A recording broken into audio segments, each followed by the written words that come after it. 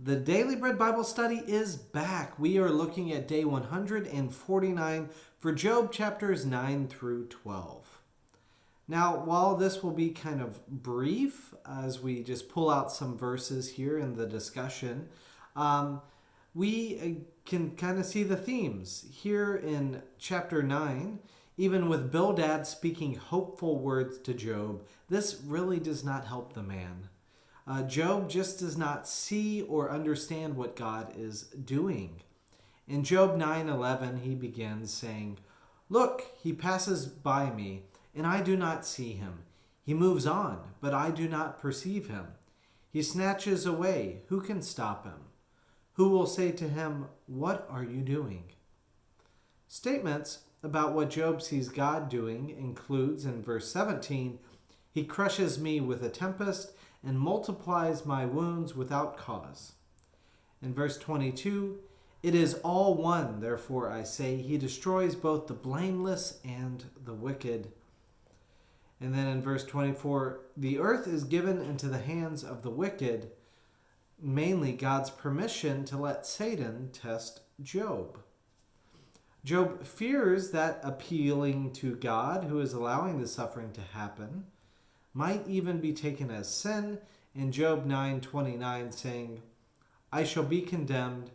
Why then do I labor in vain?"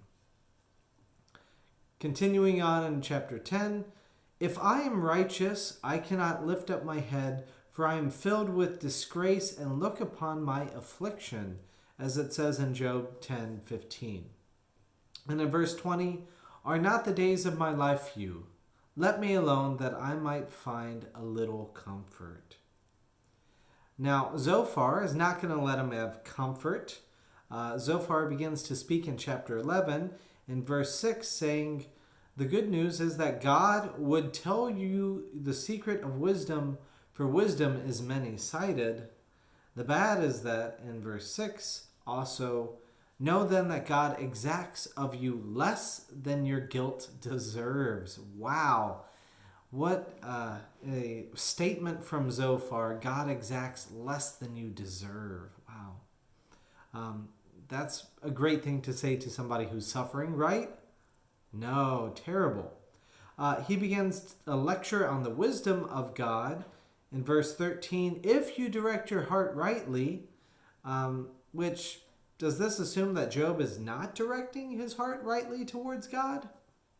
I don't know. Job is pronounced righteous throughout this whole book, so I don't know. But anyway, Zophar has his own ideas. And in verse 19, or verse 15, he says, "You will lift up your face without blemish. You will be secure and will not fear. You will forget your misery. You will remember as waters that have passed away. And you will lie down and no one will make you afraid." This is what it's like when you are your heart rightly directed at God. So in our last chapter for today, Job 12, replying to all of his friends, saying that you are laughing at me, that I am a laughing stock. And then in Job 12:5, "Those at ease have contempt for misfortune," basically saying that since they are not suffering as Job is suffering, that they're just not being very respectful of his situation. In Job 12, verse 10, he says this of God, "On his hand is the life of everything, living thing, and the breath of every human being." And then in verse 16, "The deceived and the deceiver are his," namely that those under Satan or whatever sinful influence, is talked about here.